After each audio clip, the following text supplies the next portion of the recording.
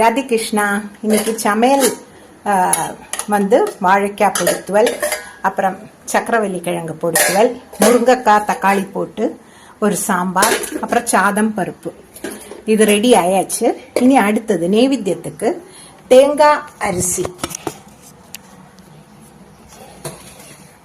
பாயசம் பண்ணலான்னு இருக்கோம். அதுக்கு அரை மூடி தேங்காய் எடுத்துட்டு இருக்கேன். அதுலேயே ஒரு 4 ஏலக்காயும் தொளிச்சு போட்டுருக்கேன்.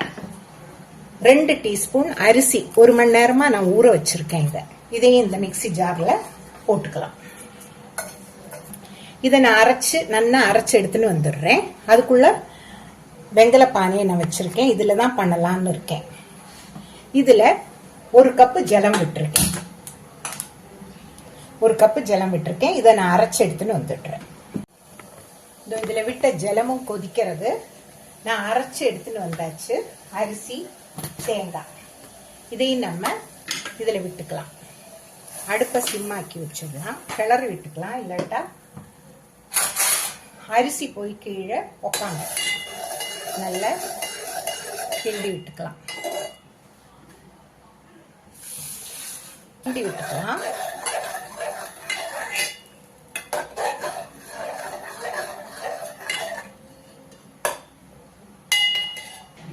இந்த கப்பால நான் தேங்காய் எடுத்தேன். அதுல 3/4 கப்பு வெல்லம் போட்டுக்கலாம்.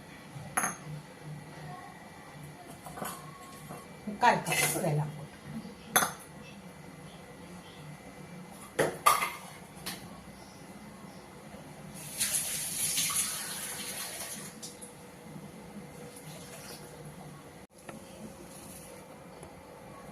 நல்லா பார்த்தேன்னா இது வெந்தாச்சு. நல்ல கஞ்சி மாதிரி வந்தாச்சு. இனி இதுல நம்ம இந்த வெள்ளை கரைசலை வடிகட்டி விட்டுக்கலாம்.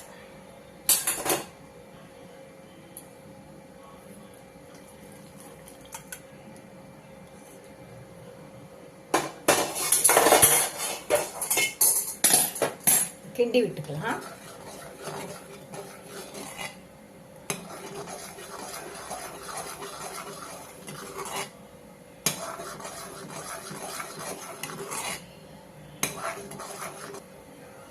இந்த கடாயில கொஞ்சமா நெய் விட்டு முந்திரி பருப்பு வறுத்து வச்சுக்கலாம். இந்த பாயசம் ஆனோடனே இதுல நம்ம போட்டாச்சுன்னா நம்ம விஷு தேங்காய் அரிசி பாயசம் ரெடி. இனி இந்த வறுத்து வச்ச முந்திரி பருப்பையும் இதுல போட்டுடலாம்.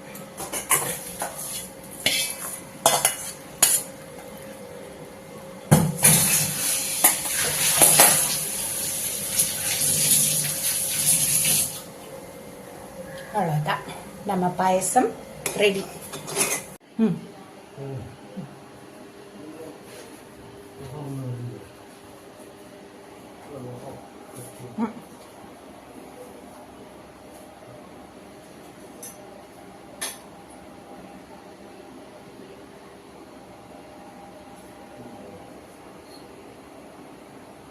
നേരം കമലാനേത്രന്റെ നിറമേറും മഞ്ഞത്തുകിൽ ചാർത്തി കനക കിങ്ങിണി വളകൾ മോതിരം അണിഞ്ഞു കാണേണം ഭഗവാനേ.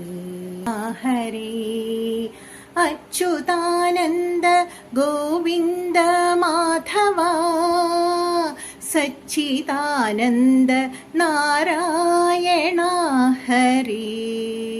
സർവത്ര ഗോവിന്ദ നാമ സങ്കീർത്തനം. ഗോവിന്ദ ഗോവിന്ദ. സദ്ഗുരു മഹാരാജ് കി ജയ്.